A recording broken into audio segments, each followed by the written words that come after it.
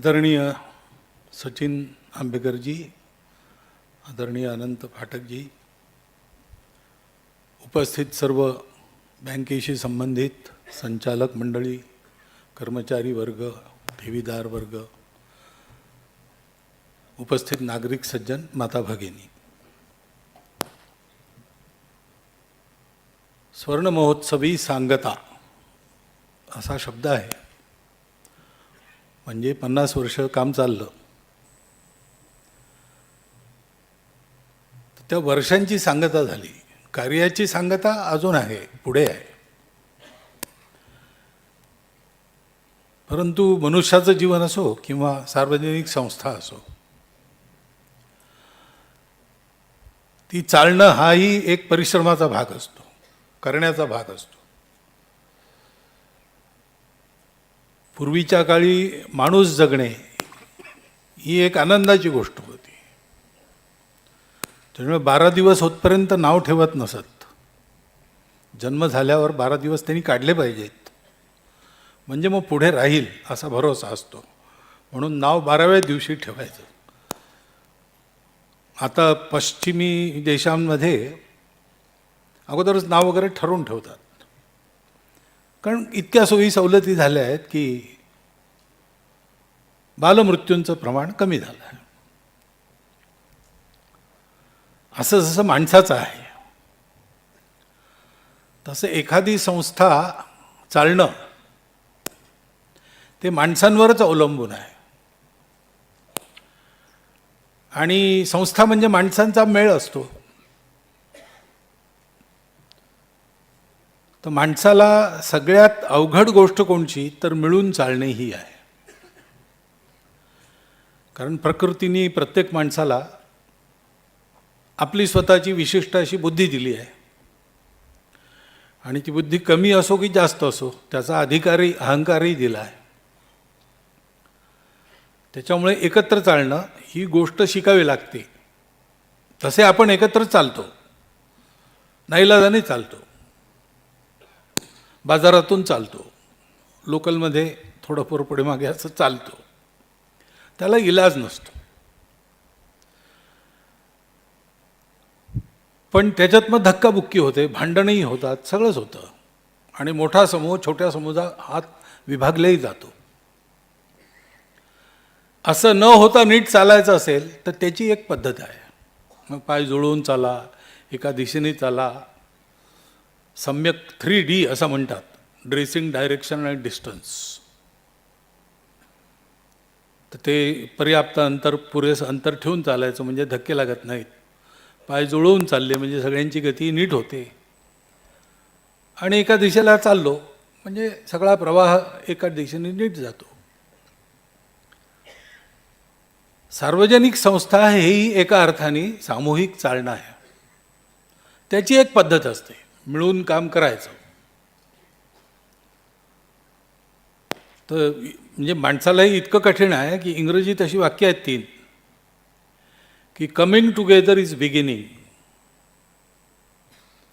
Staying together is success आणि working together, अशा 3 पायऱ्या सांगितल्या आहेत. तर या पायऱ्या नीट पार पाडून एखादी संस्था 50 वर्ष चालणं, 25 वर्ष चालणं, ही गोष्ट ही करायची असते. ती आपोआप होत नाही, ती कठीण गोष्ट असते. त्याच्याकरता पुष्कळ संयम बाळगावा लागतो, टीमवर्क करावं लागतं, स्वतःला मागे ठेवावं लागतं. हे सगळं सांभाळून एखादी संस्था चालली, 25 वर्ष चालली तर रौप्य महोत्सव, 50 वर्ष चालली तर सुवर्ण महोत्सव. हे अगदी तर्कसंगत आहे. आणि ज्या संस्था चांगल्या चालतात त्यांना हे करायचा अधिकारच असतो. त्या संस्थेशी संबंधित सगळ्या लोकांच्या आनंदाचा तो विषय असतो, असायला पाहिजे. कारण मनुष्य जोडणं यासारखी दुसरी चांगली गोष्ट दुसरी नाही आहे. मार्गाधारे वर्तावे, विश्वमोहरे लावावे, असं संतांनी सुद्धा म्हटलेलं आहे. तर हे चालणं आपल्या बँकेने हे 50 वर्ष करून दाखवलं. आणि नुसतेच चालले असं नाही, तर पाहत राहावं असं चालले. तर मग तो स्तुतीचाच विषय ठरतो. तर बँक चालली, निरंतर वाढत राहिली, ज्या कारणाकरता ती अस्तित्वात आली त्या कारणाला पुरेपूर न्याय देत पुढे जाते आहे. हा सगळा आपल्या अभिमानाचा, आनंदाचा आणि आपल्या अधिकारातून संपन्न करण्याचा असा विषय आहे. आणि पुढेही जायचं आहे. सांगता या 50 वर्षांची झाली, पण आणखी पुढे पुढे जायचं आहे. तर हे कसं साधतं आणि हे कसं पुढेही चालतं त्याच्याबद्दल भगवद्गीतेत असं सांगितलं आहे. अधिष्ठानं तथा कर्ता करणं च पृथग्विधम विविधाश्च पृथक चेष्टा दैवम चैवात्र पंचनम. दैव म्हणजे भाग्य. ही भाग्याने होणारी गोष्ट नाही. भाग्य हा कोणत्याही कृतीमधला, कोणत्याही परिणामामधला 5वा फॅक्टर आहे, शेवटचा. अगोदरच्या 4 गोष्टी नीट केल्या तर भाग्याची गोष्ट आपोआप नीट होते. पुरुषार्थ नीट असला तर भाग्य हे पुरुषार्थाच्या मागे येतं. त्या 4 गोष्टी कोणत्या? अधिष्ठान, कर्ता, करण आणि विविध चेष्टा. चेष्टा आपल्या मराठीत गंमत, खिजवणे असा अर्थ आहे. चेष्टा संस्कृतात प्रयत्न या अर्थी आहे, विविध प्रकारचे प्रयत्न. तर बँक चालवताना विविध प्रकारचे प्रयत्न करावे लागतात. बँक ज्या कारणाकरता सुरू झाली ती कारणं त्यांचं नीट निदान व्हावं, साठा उत्तरी ती कहाणी सुफळ संपूर्ण व्हावी याकरता निर्णय गोष्टी कराव्या लागतात, निर्णय योजना कराव्या लागतात. आणि अशी बँक चालवायची एक कार्यपद्धती असते. संचालक मंडळ असतं, त्याचे नियम असतात, बायलॉज असतात, त्याप्रमाणे चालतं. हे रीतीप्रमाणे त्यावेळेची जी रीती असेल त्याप्रमाणे ते नीट करावं लागतं. पण करणारा असतो माणूस, करता, कार्यकर्ता. तो प्रामाणिक निस्वार्थ बुद्धीने तनमन धनपूर्वक कार्य करणारा कार्यकर्ता असेल तर या गोष्टी होतात. आणि तो कार्यकर्ता तसा राहावा, तसा बनावा आणि तसा राहावा या दोन्ही करता एखादी गोष्ट करायची तर त्याच्या संकल्पामागे विचारांचं अधिष्ठान हे शुद्ध आणि पक्का असावं लागतं. बँक हा आर्थिक जगातला एक उपक्रम आहे. सहकारी बँक याचा सहकारी जगताशी संबंध आहे. मग अशी एक शब्द आला की मर्चंट कोऑपरेटिव्ह बँकेचं विलीनीकरण झालं. तर मर्चंट कोऑपरेटिव्ह बँक आणि कल्याण जनता सहकारी बँक शब्दांमध्ये अंतर आहे. ती मर्चंट कोऑपरेटिव्ह बँकही नीट चाललीच असेल, चांगल्या अर्थाने चांगल्या अधिष्ठानावर चालली असेल, पण केवळ शब्दार्थ घेतला तर लक्षात येतं बँकिंग हे काय आहे. हा एक व्यवसाय आहे.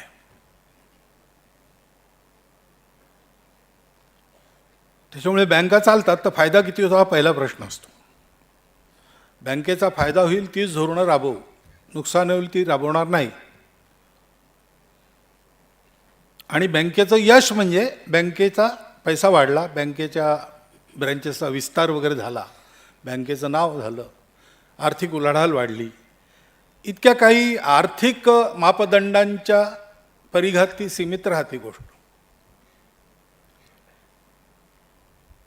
परंतु सहकारी बँक आणि जनता सहकारी बँक हे शब्द आल्याबरोबर हा पाहण्याचा दृष्टिकोन वेगळा होतो. ही जनांच्या करता आहे.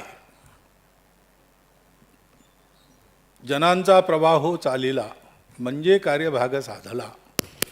जन ठाई तुंबला, ठाई ठाई तुंबला म्हणजे कार्यनाश. हा जनांचा प्रवाह चालला म्हणजे काय? लोकांची आजीविका आहे आणि लोकांचं सामूहिक वर्तन आहे, नैतिक वर्तन आहे. जनांचा प्रवाह चालणे म्हणजे ज्याला आपण धर्म म्हणतो. धर्म म्हणजे पूजा, आणि खाण्यापिण्याचे निर्बंध असं नाही आहे. धर्म म्हणजे ज्याच्यामुळे लोक जुळतात, बिखरून जात नाहीत, एकमेकाशी शत्रुता घेत नाहीत, बंधुभावाने राहतात आणि सहकार्याने उन्नती करतात. हे करण्याचं जे अनुशासन आहे, हे करण्याकरता प्रत्येक व्यक्तीमध्ये विचारांचं आणि कृतीचं जे संतुलन यायला पाहिजे त्याला धर्म म्हणतात. ते अनुशासन आहे. तर आपल्याकडे विचार असा आहे की धर्मस्य मूलम अर्थम, याचे दोन अर्थ आहेत, म्हणजे दोनकडून अर्थ आहेत. धर्मस्य मूलम अर्थम म्हणजे अर्थकारणाच्या मुळाशी धर्म असला पाहिजे, ही बुद्धी असली पाहिजे. कमवायचं कोणासाठी? कोणाकडून कमवतो आपण? सृष्टीकडून कमवतो, लोकांकडून कमवतो. त्याच्यामुळे या कमाईचा उपयोग काय करायचा? तो त्यांच्याकरता झाला पाहिजे, जनहित. आणि दुसरा अर्थ असा की आपण जे अर्थकारण करतो, स्वतःचं असेल किंवा समाजाचं असेल, बँकेचं असेल, त्यामुळे धर्म साधला पाहिजे. धर्म साधला पाहिजे म्हणजे ते करण्यामुळे लोकांची स्थिती चांगली झाली पाहिजे, विपन्नता गेली पाहिजे, संपन्नता आली पाहिजे, लोकांमध्ये नीतिमानता वाढली पाहिजे, एकमेकाला धरून चालण्याची प्रवृत्ती वाढली पाहिजे आणि घेतलेलं परत करण्याचा स्वभाव झाला पाहिजे. तर अर्थकारण त्याकरता आहे. बँक हे कमर्शियल व्हेंचर नाही आपल्याकडे, आणि त्यात ही सहकारी बँक आहे. म्हणजे ही सगळ्यांनी मिळून चालवायची. म्हणजे याच्या संचालनामध्ये बँकेच्या अध्यक्षांपासून तर बँकेकडून लहान कर्ज घेतलेल्या एखाद्या लाभार्थ्याचा तिथपर्यंत सगळ्यांचा समावेश आहे. त्या सगळ्यांच्या आशा, आकांक्षा, प्रेरणा हे लक्षात घेऊन या सगळ्यांचं असं जीवन व्हावं याकरता बँक कशी चालली पाहिजे हा विचार, हे अधिष्ठान आहे.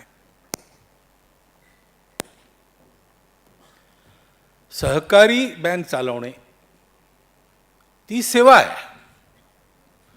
पण ती सेवा आहे, पण बँक चालवायची हा तर व्यापार आहेच. म्हणून ती बँकेच्या पद्धतीने नीट चालली पाहिजे. तो व्यापार नसल्यामुळे ती बुडीत जाता कामा नये, ती उत्तरोत्तर वाढत राहिली पाहिजे. लोकहिताचं साधन आहे तेही वाढलं पाहिजे. त्याच्यामुळे इतर जगात जे पाहतात नफा वगैरे या सगळ्या गोष्टी नीट पाहून याचा उपयोग जनहिताकरता झाला पाहिजे. जास्तीत जास्त लोकांचं हित साधत ही बँक मोठी झाली पाहिजे. अशी चालवायची जबाबदारी ही सहकार क्षेत्रात असते. आणि म्हणून हे जे अधिष्ठान आहे,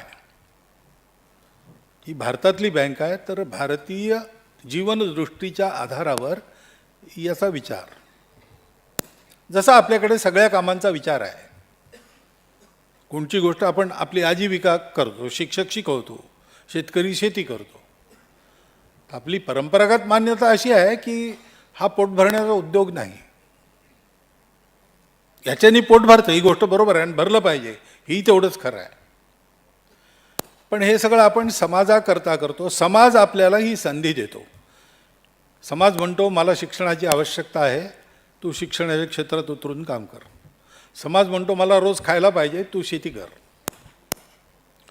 त्याच्यामुळे जुने शेतकरी असं म्हणत असत की आम्ही शेती कशी सोडणार, तो आमचा धर्म आहे. आपण तोंडाने तर आता म्हणतोच. ज्यांच्याकडे जेवणाच्या अगोदर काही म्हणायची पद्धत आहे ते म्हणतातच उदर भरण नोहे जाणीजे यज्ञ कर्म. आपल्या इथे प्रत्येक गोष्ट आपण करतो ती केवळ स्वतः करता करत नाही, ती समाजाकरता करतो, धर्माकरता करतो. या दृष्टीतून बँकिंगचा विचार करून यशस्वी रीतीने चालवणे. कारण हे असं चालवायचं का, तर सगळं जग धर्माने चाललं पाहिजे. विश्वस्वधर्म सूर्य पाहो हा उद्देश आहे. तर आपण हा धर्म करताना या धर्मामुळे आपण बुडत चाललो असं जो लोकांना दिसलं, सामान्य माणसं म्हणतील तुमचा धर्म तुम्हाला लखला. तर धर्माकरता जगून, सार्थक जगून यशस्वी होऊ शकतो हे उदाहरणही आलं पाहिजे. त्याच्यामुळे बँक ही बँकेच्या पद्धतीने उत्तम चालते, कार्यक्षमतेने चालते, लाभात चालते आणि वाढते. हेही झालं पाहिजे. आणि मूळ उद्देश काय आहे? आता रिझर्व्ह बँकेने एक नियम केला की बँक जितका काही कर्ज देते त्याच्यातला जास्ती भाग हा छोटी कर्ज, कारण सहकारी बँकांचा उद्देशच मुळी असा आहे, शहरात आणि ग्रामीण भागात सुद्धा लहान लहान काम करणाऱ्या लोकांच्या आर्थिक दुबळेपणाचं निवारण व्हावं. अर्थाभावापोटी ते क्षमता असून बळ राहत नाही त्यांच्यापाशी, त्यांना बळ मिळावं.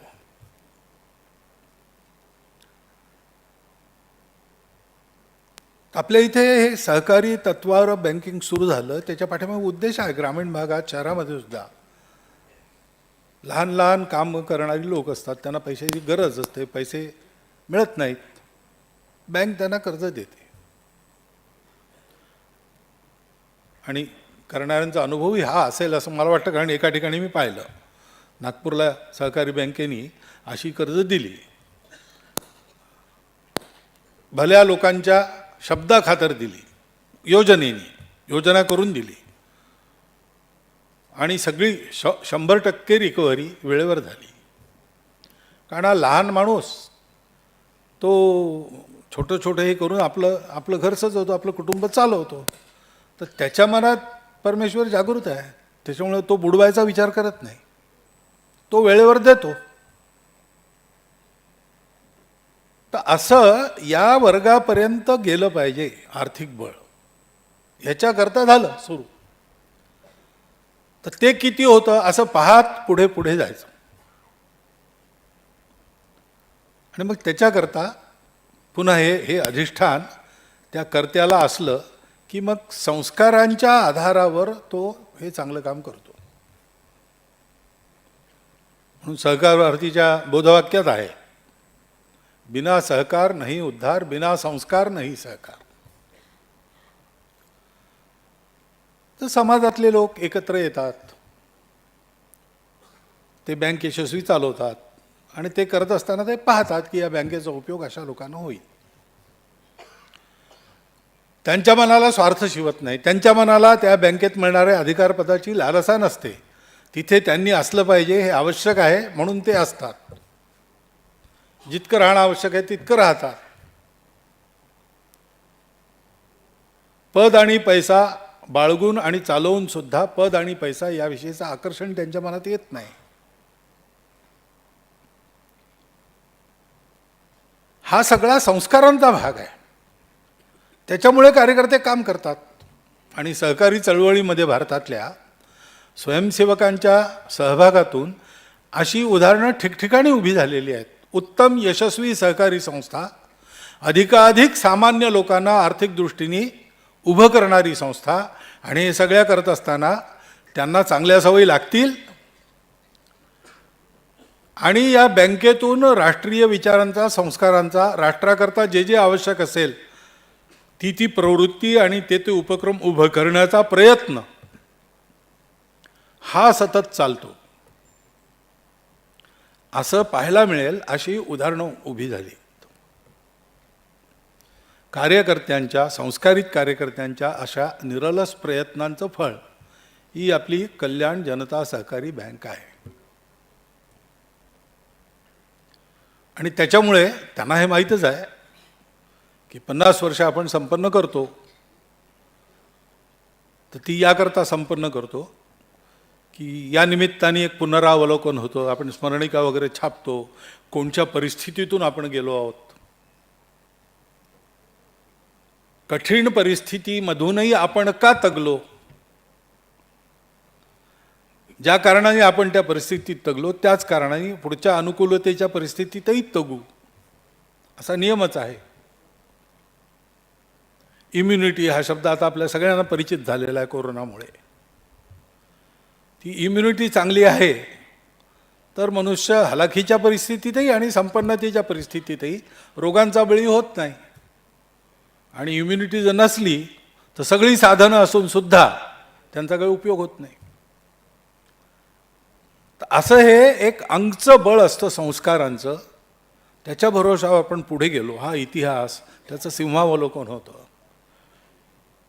एकूण अशा या सगळ्या सांगता वर्षाच्या संपन्न करण्याच्या उपक्रमातून आपल्याला पुढच्या वाटचालीचं बळ, दिशा हे सगळं मिळत असतं. वर्षभर आपण हे कार्यक्रम केले, त्यातनं हे बळ प्राप्त आपण केलं असेल,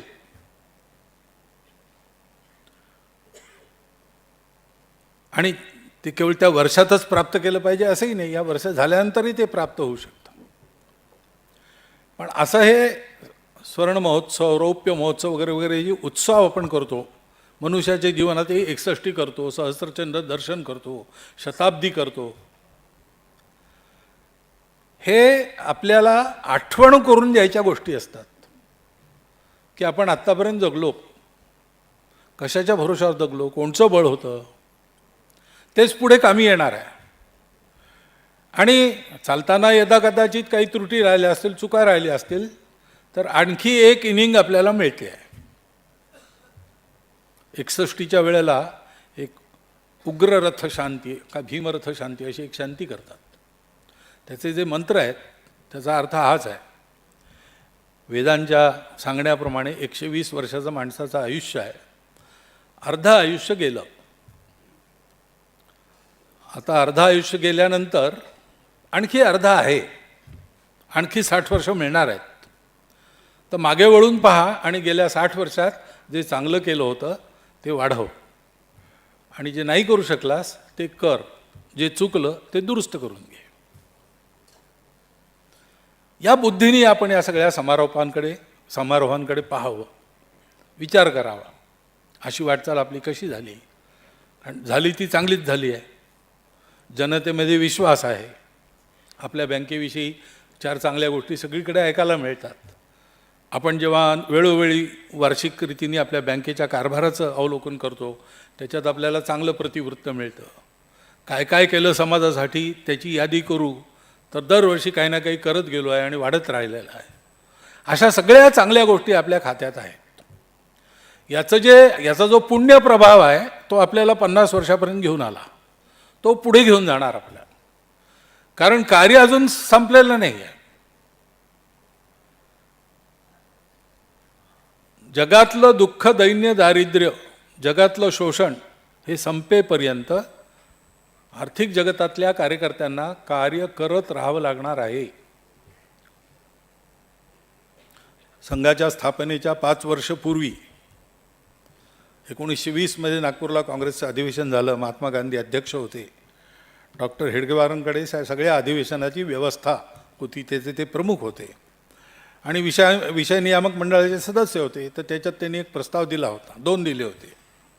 एक संपूर्ण गोवंश हत्याबंदीचा पुरस्कार काँग्रेसने करावा, मागणी करावी असा होता.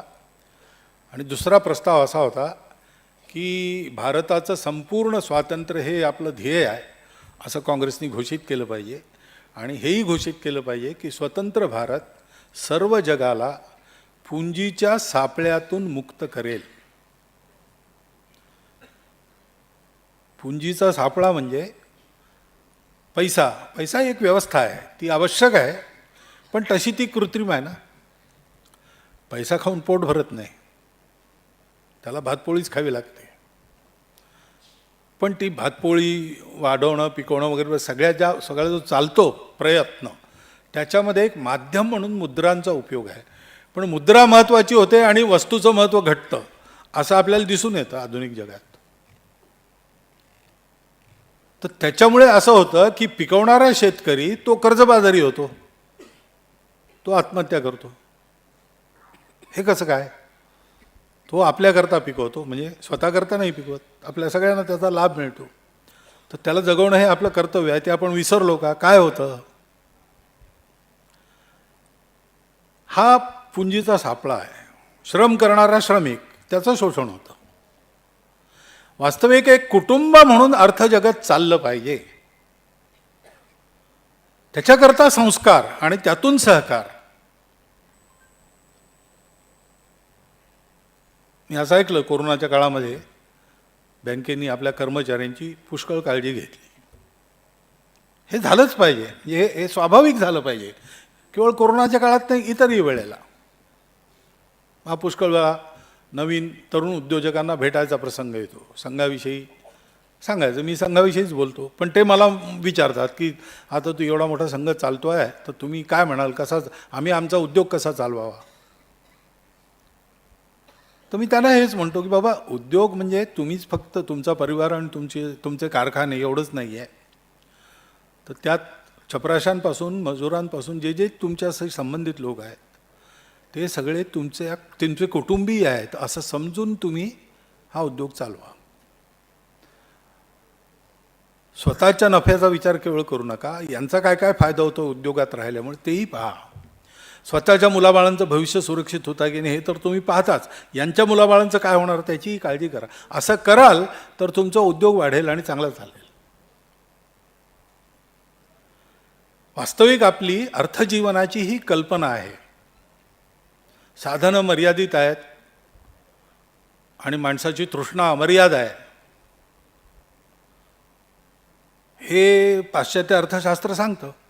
आणि त्याच्यामुळे स्पर्धा आहे म्हणजे जो बलशाली असेल तो पुढे जाईल, जे मागे राहतील त्यांचं काय, त्याला काय इलाज, मागे राहील तो मरेल. आपल्याकडे असा विचार नाही. आपल्याकडे म्हटलेलंच आहे की आहे सुखाची लालसा अमर्याद आहे, साधनं मर्यादित आहेत, भौतिक जगात आणि आध्यात्मिक जगात दोन्हीकडे सुख पाहिजे, त्याच्यामुळे संयम बाळगा, कमवा पण दान करा, अशा अनेक गोष्टी सांगितलेल्या आहेत. या अधिष्ठानावर उभं राहून पुढची 50 वर्ष असंच चालायचं आहे. आणि केवळ 50 वर्ष नाही, माणसाचं आयुष्य 120 वर्षाचं आहे. संस्थांचं आयुष्य त्यांचा हेतू सफळ होण्यापर्यंत आहे, पूर्ण होतपर्यंत काम करायचं आहे.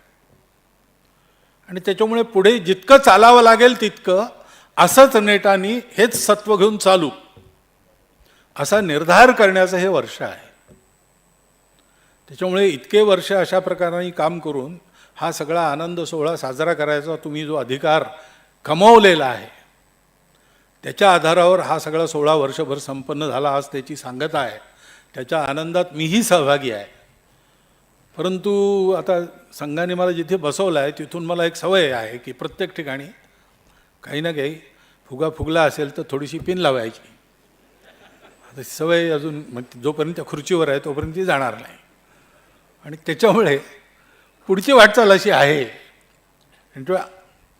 यथापूर्वे देवाभागम यथापूर्वे असं म्हणतो आपण. तर आत्तापर्यंत हे जे सगळं स्वत्व नीट बाळगून आपण करत राहिलो तसंच पुढेही करायचं आहे. हा बोध आत्ताचा आपला विस्तार आहे त्या विस्ताराच्या शेवटच्या टोकापर्यंत पोहोचला पाहिजे आणि पुढचीही वाटचाल अशीच सार्थक आणि यशस्वी झाली पाहिजे.